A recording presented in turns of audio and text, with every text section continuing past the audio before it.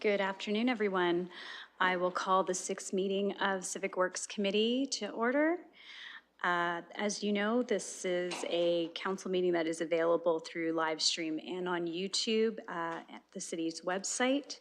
The City of London is situated on the traditional lands of the Anishinaabe, the Haudenosaunee, the Lenape, and Ottawandaran peoples. We honor and respect the history, languages, and culture of the diverse Indigenous peoples who call this territory home. The City of London is currently home to many First Nations, Métis, and Inuit people today. As representatives of the people of the City of London, we are grateful to have the opportunity to work and live in this territory. Excuse me. The City of London is committed to making every effort to provide alternate formats and communication support for meetings upon request. To make a request specific to this meeting, please contact cwc@london.ca or 519-661-2489, extension 2425. Today, you'll see many committee members wearing our clean and green shirts to promote the community cleanups. To learn more, visit londoncleangreen.ca. I'll go to item number 1, disclosures of pecuniary interest. Seeing none, we'll move to items for consent. So far, I've heard from a committee member to pull item 2.8. Any additional items to pull? Looking to the committee for direction. Okay, seeing none, we will put items 2.1 to 2.9 with the exception of 2.8. And before we vote on those items, I will just look for any questions or comments from members or visiting councilors. Thank you, Councilor McAllister. Thank you. Through the chair, with respect to 2.1 and the added attachments in terms of recommendations for the strat plan, I do believe that that's probably better suited for the master mobility plan, and so I will leave that with staff to take that away and look at that. So thank you. Thank you, and thanks for bringing that forward. Ms. Stan, if you'd like to comment on maybe some of those recommendations and maybe where they should sit, or your thoughts on whether they should be in the master mobility plan or in the strategic plan. Thank you. Yes, through the chair, I know we would be happy to take back those recommendations and incorporate them into the work that's happening with the master mobility plan. I can pass it to Mr. McCrae to see if he has any further comments. I am quite fine with the direction. The mobility master plan is continues to listen and consult, and this is some good input from the advisory committee for the study to consider. Thanks. Thank you, Councillor Trosa. Yes, I have one minor question on 2.3. Somewhere in that, with respect to the green bins, somewhere in that report it says a decision has not been made about selecting townhouses or apartment buildings yet. And my question would be, how are we going to go about making the difficult determination as to which apartment buildings are part of the initial program, since if I understand the numbers, we don't have enough to go around to all of them? Mr. Stanford? Through the chair, we've started a conversation with the London Property Management Association.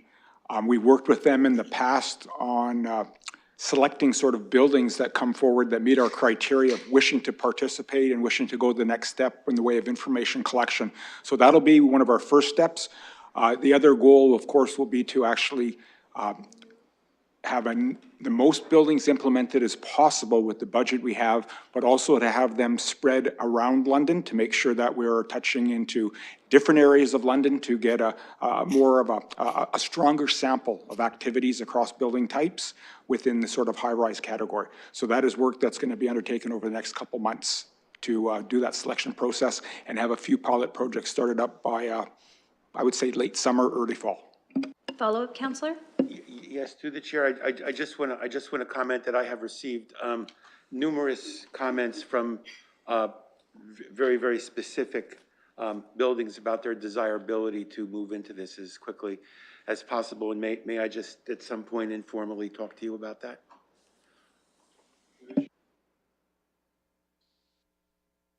through the chair, pleased to receive information like that. As we begin to select, we will make sure that it is very open and transparent and fair to all building owners out there that wish to get involved as early adopters.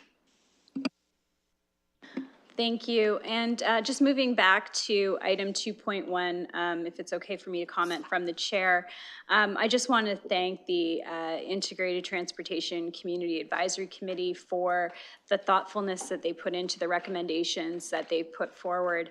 I in no way see that referring them to the Master Mobility Plan changes where we're heading with them. I think that they're very thoughtful. They are very much in line with where we need to go when it comes to transportation. And I do think that this is an opportunity, excuse me, to more fully develop those ideas and move them into that plan and public consultation. So thank you for that.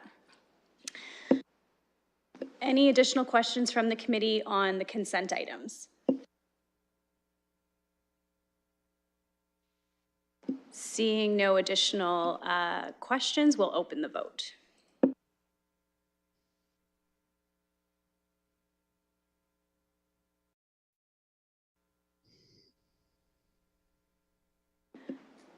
Councillor Trosa is voting verbally, and that's recorded.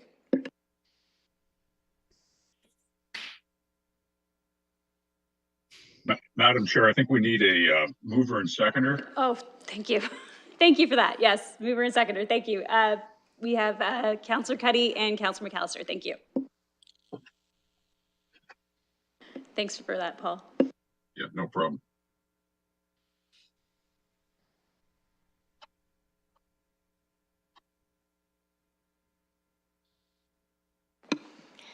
Closing the vote, the motion carries 5-0. Thank you. Okay, we'll move to item 2.8, which is the Western Road and Sarnia Road, Philip Aziz Avenue corridor and intersection improvements, the environmental study report notice of completion. Looking to committee to assist with any questions on this matter. Councillor Trosa, would you like to get us started? Go ahead. Yes, I've indicated in advance that I have a number of questions, actually some very lengthy questions. And I guess my first question is the drafter, is the consultant present? Mr. McCray? Yeah, through the chair, the consultant that assisted with the study is not in attendance, but staff are certainly here to answer any questions with respect to what's presented on the agenda today. Councillor?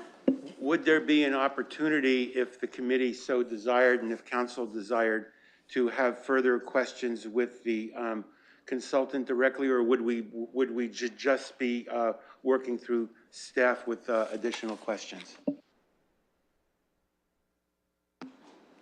We're really at the direction of council if it was decided to reschedule and have the consultant in attendance. But I would suggest that we could start with the questions and see how we make out. The consultant certainly was involved in the process, but city staff were also very involved and throughout the two-year-long process and are quite knowledgeable of the recommendations. Thank you. Do you want to move to your questions, Councillor? Yes, through the chair. First of all, I noticed that this project is broken down into 4 components. And I do not have any questions about the Philip Aziz Road widening and reconstruction. I have no questions about that. I think that that's something that needed to be done, and I'm really glad to see that that's moving forward.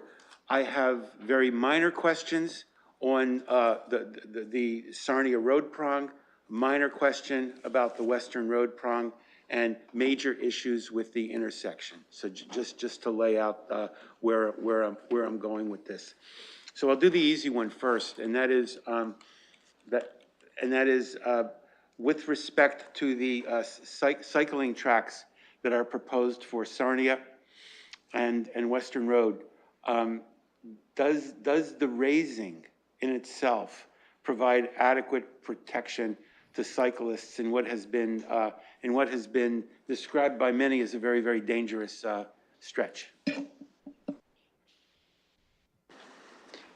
Thank you. Through the chair, yeah, that term raised bike lanes or it implies that they're behind a 6-inch curb, 150 millimeter curb.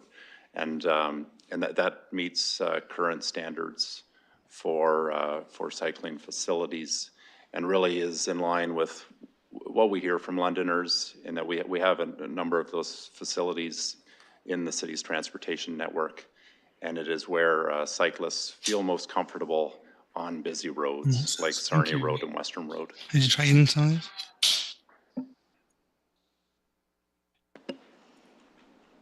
Sorry, just a moment. There seems to be somebody online whose mic maybe, oh, I think it's addressed now. Thank you.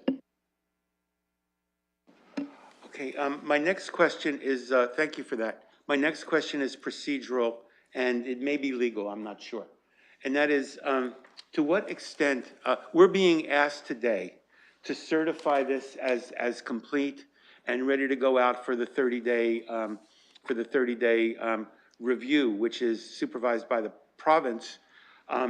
As I understand the process, once this council approves the environmental assessment and sends it out for 30-day review, we lose a bit of our discretion in terms of subsequent changes, and it would shift to the minister. My question is, first of all, is that correct? But more to the point, how much are we bound going forward into the future by the recommendations in the environmental study once we approve it? Are we locked into the recommendations here? Mr. McCray, or would you like me to go to legal? No, I think that's a question that relates to the environmental assessment process that I think I can reasonably answer. This is a municipal project, and the environmental assessment process, follows provincial legislation. But at the end of the day, the municipality and city council has control over the project and what's implemented. So what's laid out today scopes out the scope of the near-term project, and as far as what the how that influences the environmental assessment process, major items involving things like property acquisition. If those change in the future, it might require an environmental assessment addendum.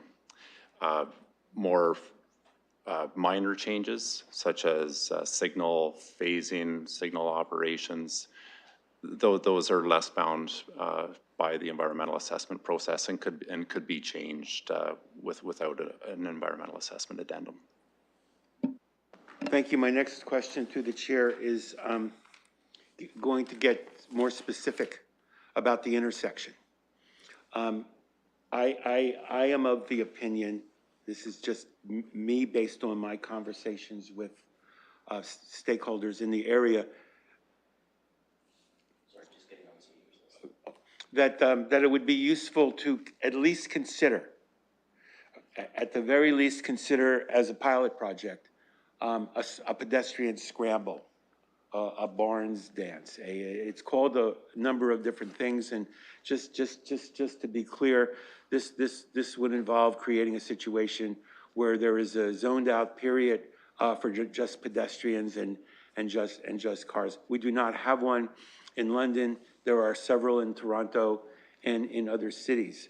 I would like to proceed under the assumption that we can at least consider and do further study on this feature. And as the environmental assessment is written, it precludes it. It says no, and it gives a couple of specific reasons why it's a no. And the main one is that the vehicles per day, the persons per day numbers do not rise to the level of what are identified as the Toronto standards for justifying a pedestrian scramble. So my first question is, why would we be using Toronto standards for this threshold and not developing our own in London? Mr. McCray? Thank you. Yeah, I guess as it relates to the principle, a scramble signal operation is it's exactly that. It's an operational manner in which to manage the traffic signal operations. If in the future it was decided that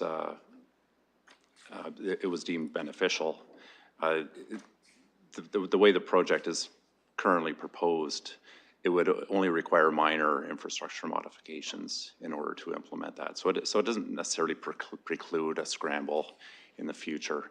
That concept was considered carefully as part of the environmental assessment.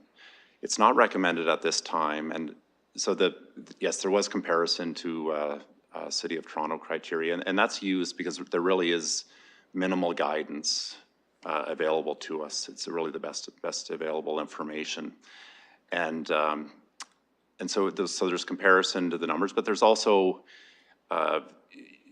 we assessed it in detail in comparison to experience in other jurisdictions, so mainly Toronto and Calgary we have good information from. And one of the key items that was flagged with respect to the implementation of scramble intersections was, well, there's numerous items, but one of the primary ones that relate to this location is caution when implementing it along key transit routes. Because what the scramble does is it implements an additional signal phase that is for pedestrians only to allow them to cross diagonally. But what that does to the intersection capacity is it reduces the vehicular capacity quite a bit. And so it was modeled in detail as part of this study. And it was, the modeling indicates that the delays to vehicular traffic would approximately double. And what was flagged out of the Toronto experience in the paper that was written was just a caution that if this is being implemented on a key transit route, that the delays to transit are a threat to transit viability. And so in further looking at it for this specific location, we know across the city, our transit and our walking mode shares are approximately equal, but at this specific location, its transit ridership is 3 times what it is across the city. So it's 3 times the walking mode share. And so it's really a key way for people to access the area.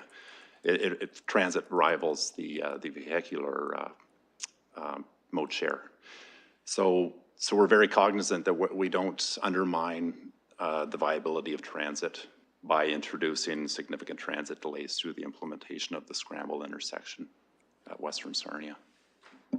I'm going to wrap this segment of my questions up so others can ask questions. But I just want to make it clear that I am not proposing today that we adopt a scramble, because I think there are many, many questions that need to be answered about it. Also noting that there are a variety of different types of scrambles. So even if we decided we wanted to go to a scramble, we'd have to have a lot of further study in terms of which type and what the mitigation measures would be.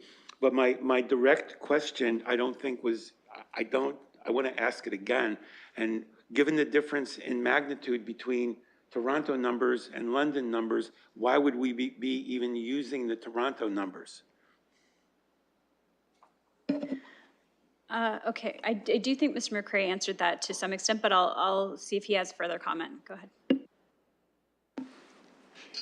Yes, it's because there's limited industry guidance on the implementation of scramble phases, and really the City of Toronto criteria was the best information that was available. But certainly we're open, to industry if there is additional information. We're happy to receive that. But as far as local municipality, the Canadian context, that was what we found in our research. Okay, and the last question that I'm going to ask for now, before yielding, is what is the date that we're using for the numbers in this study? Because I thought I read something that said it was pre-COVID, and I just wanted to check on that. Mr. McCray?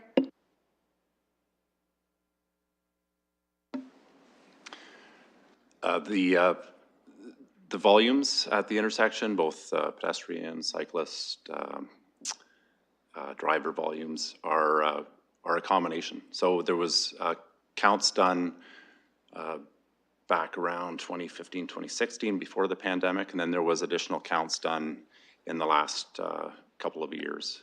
And so these were considered and considered specifically with respect to the pandemic and its influences on how the intersection operates. Has this analysis taken into it, through the chair, has this analysis taken into account the publicly announced plans for enrollment growth at the university? Mr. McCray? Yes, certainly. There's been ongoing discussions with Western University, Brescia College,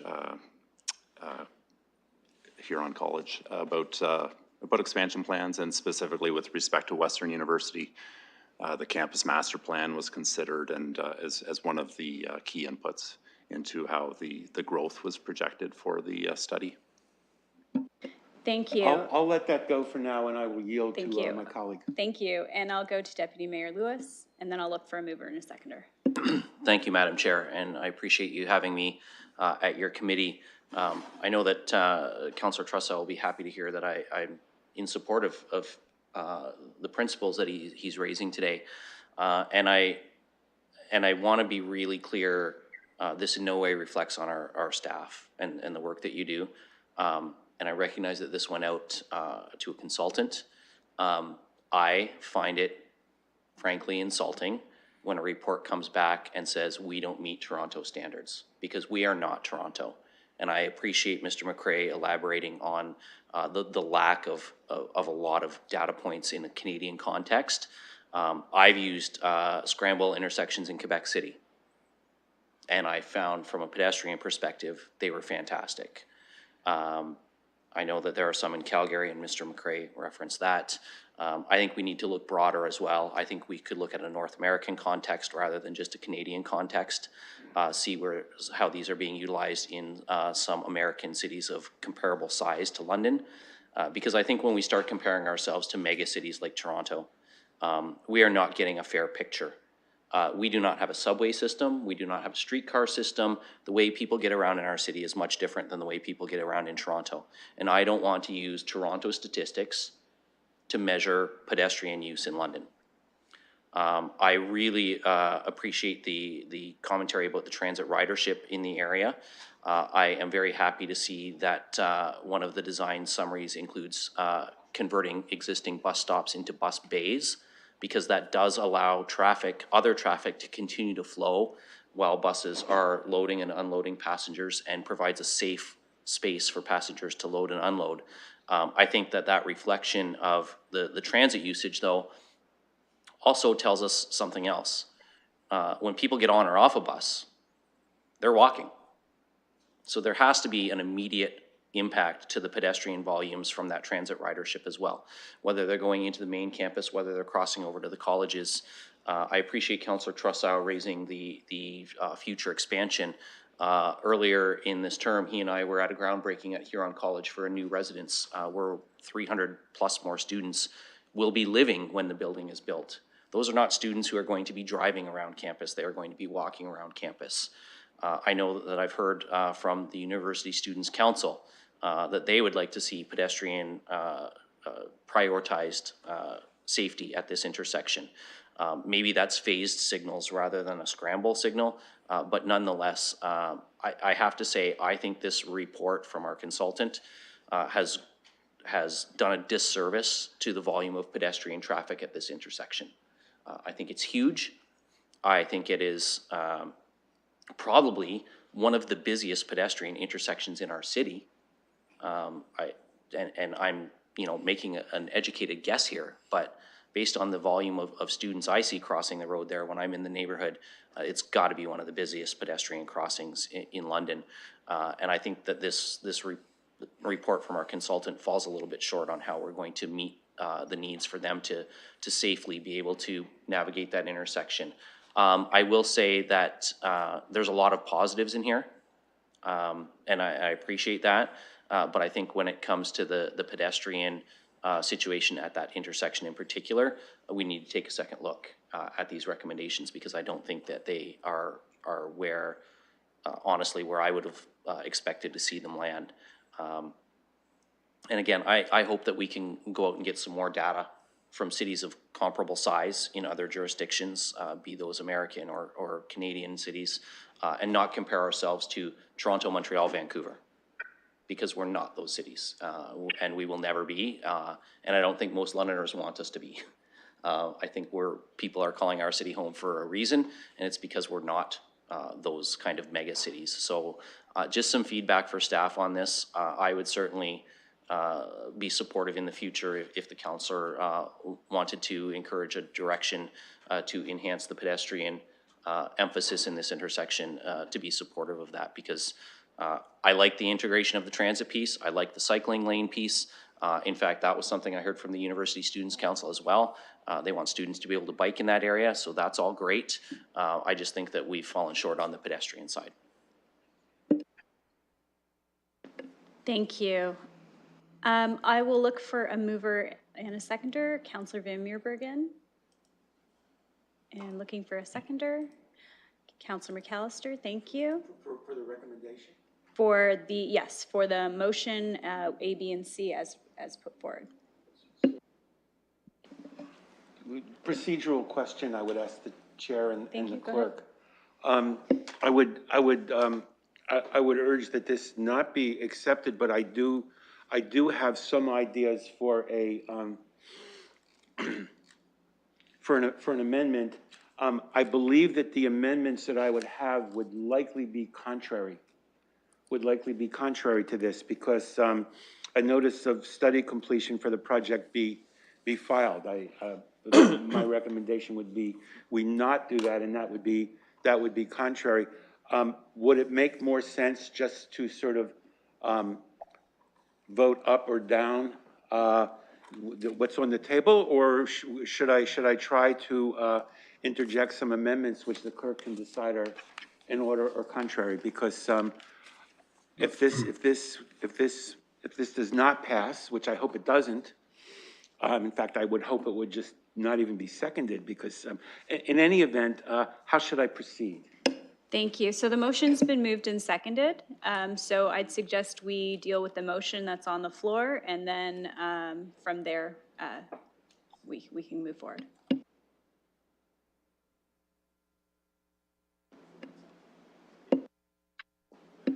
Any speakers on the motion before we vote?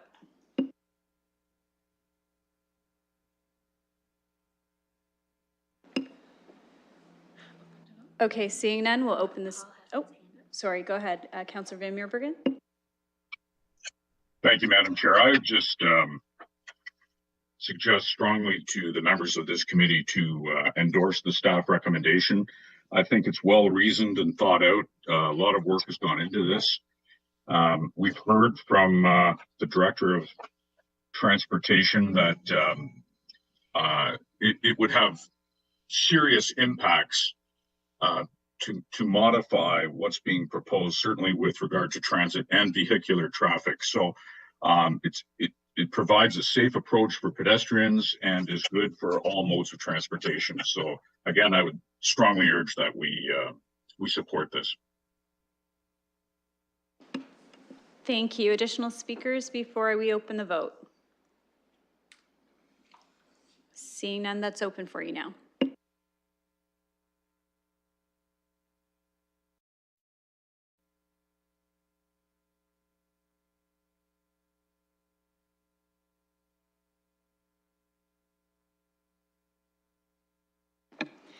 Closing the vote, the motion failed 2-3.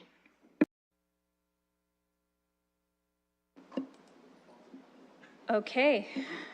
Thank you. I'll go to Counselor Cuddy.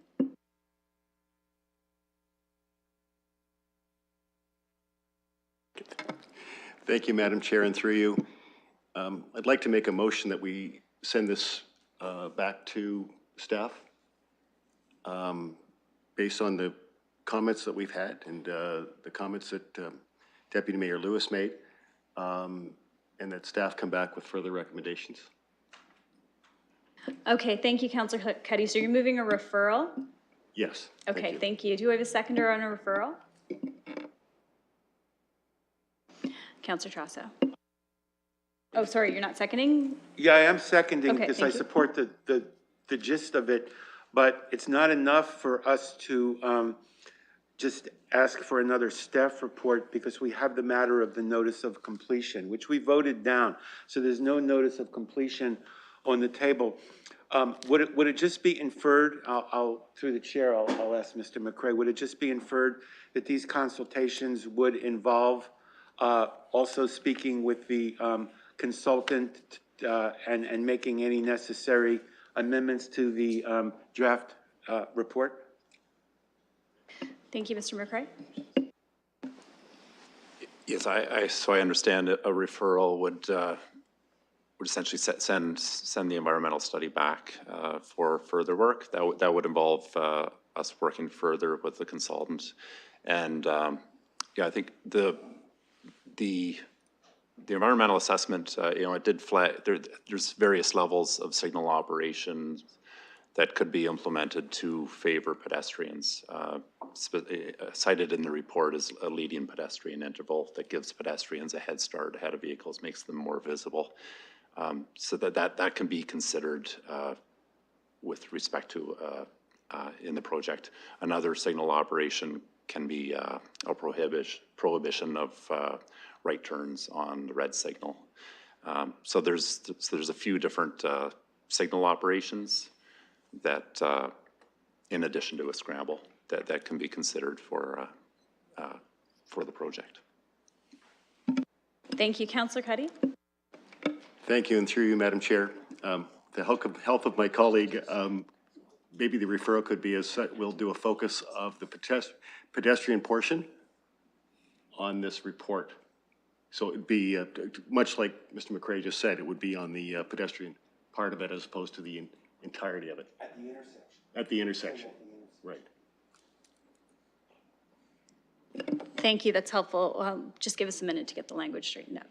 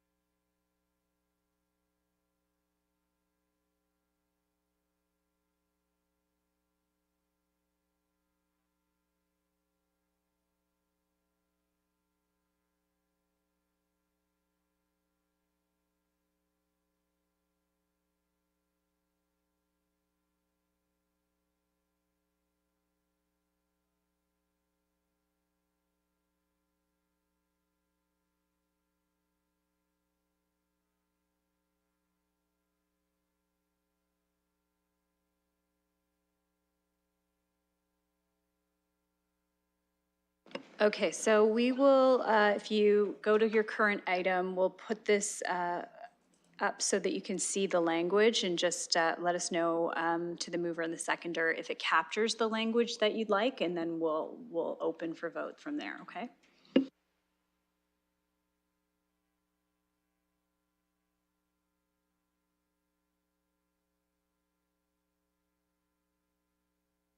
Councillor Trosso? Yes, I would support this. I'm just wondering, in order to address the concerns discussed at committee, since we're working on legislation here, would this be adequate to apprise the public of what's actually in the and the other members of council who weren't here? Would that be adequate to put this properly before council? I mean, I understand this perfectly. I would. Do you want to elaborate on the items that were discussed? Is Well, that what you're asking for? I'll leave it to Councilor Cuddy, but I think, I just don't want to create any ambiguity. Actually, what does Steph, through the chair, what does Steph think? Thank you. I'll go to Mr. McCray.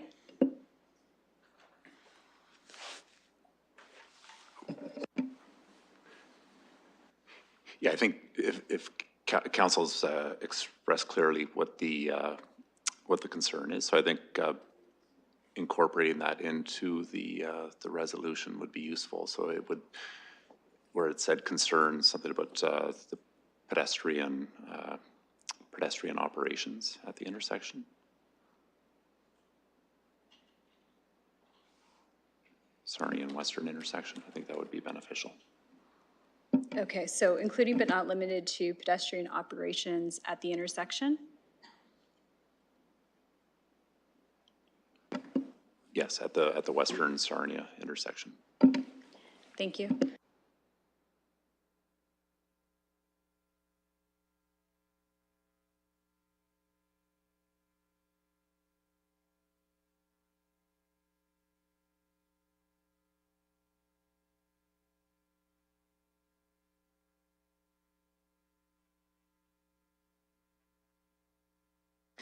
Okay, so the language is updated. If you refresh your item, you should be able to see the updated language. Is the mover and seconder okay with that language?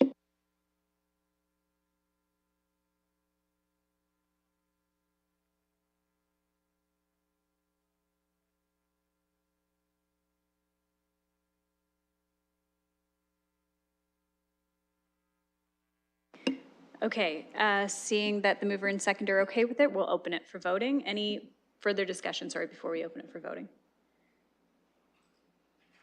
Okay, thank you. That's open to vote.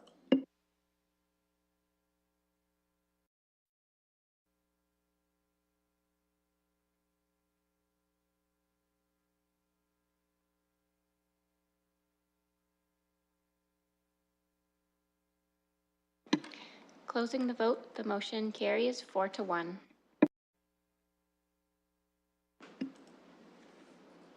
Okay, thank you. So we've addressed all the items under the consent agenda. We'll move to item 3, of which there are no scheduled items. Item 4, no items for direction.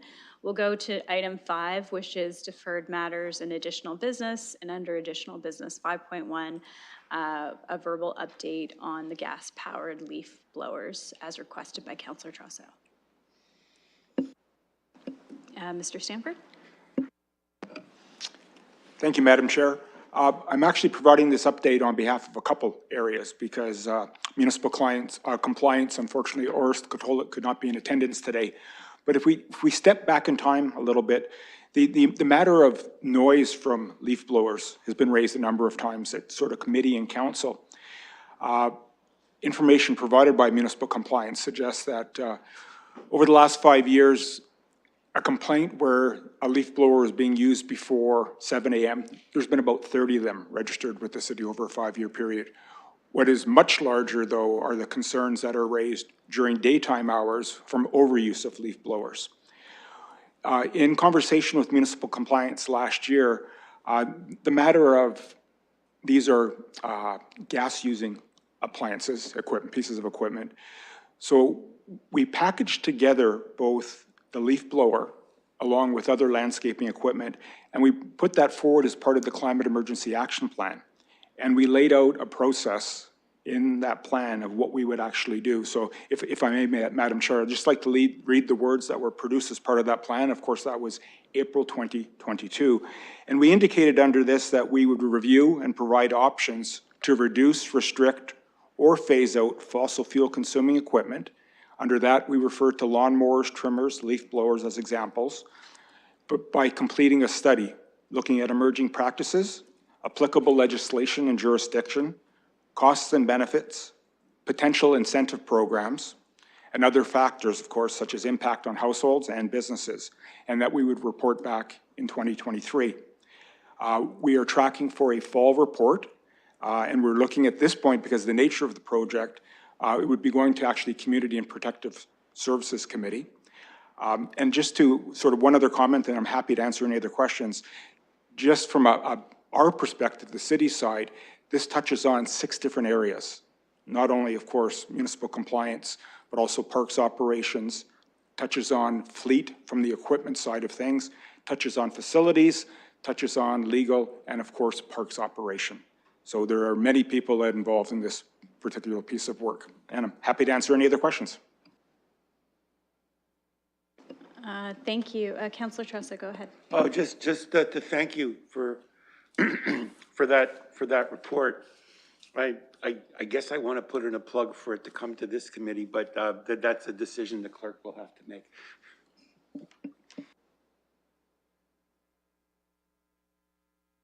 Any additional questions? Deputy Mayor Lewis. Thank you, Madam Chair. When I saw this on the agenda, I thought I'd share an experience myself, because working on another project at home this weekend, I had cause to be in Home Depot. There were no gas-powered leaf blowers available for purchase in the retail store that I visited. So I checked online too to see what Home Depot Canada had available. 9 gas-powered options are left. 86 electric options are available for purchase. Steel Canada has already shared publicly that they will no longer be manufacturing gas-powered leaf blowers after 2027. That's been posted publicly on their sites.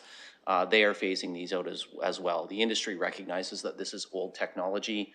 They are moving to electric. Electric, however, does require some infrastructure supports. Obviously, you have to have spare batteries available and on the ready to swap out to continue the job. They are quieter. They are not noiseless. And those neighbors who, you know, a lot of the concerns that we get are sort of the, you know, it was going on at 11 o'clock in the morning and I work nights, so I sleep till noon. Well, those complaints are never going to go away. And it's actually, to quote a former Ward 6 councillor whose name might be Squire, it's not our job to police every interaction between every resident in every neighborhood in the city. Neighbors do need to talk to each other and work this out. If you work nights, you need to have that conversation with your next door neighbor, not expect the city to send a bylaw officer out to issue a ticket.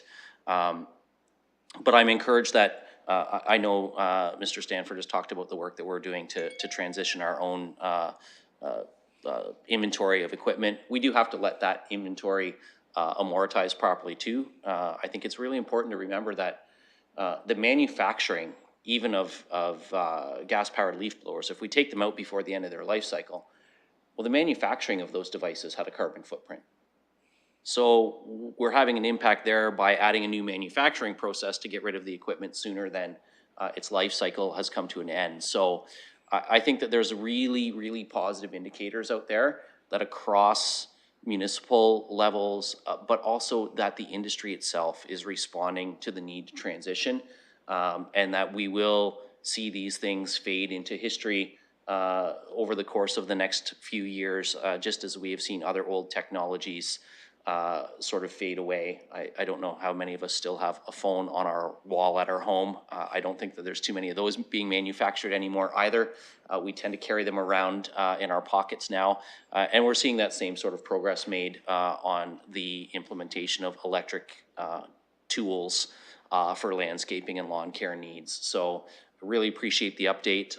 And I wanted to have the chance to share with folks that when I saw this on the agenda, I just did a little digging myself, and it is quite accurate to say that the industry is moving away from these anyway. So it won't be an option for people to continue to have these devices for much longer.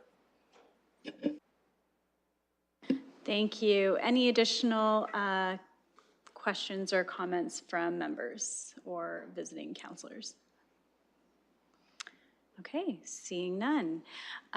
Just to capture the fact that we had a conversation, there is a motion that the Civic Works Committee heard a verbal update from Mr. Stanford on this matter. That'll be open for voting. Looking for a mover and a seconder. Councillor Cuddy and Councillor McAllister. And that's open to vote.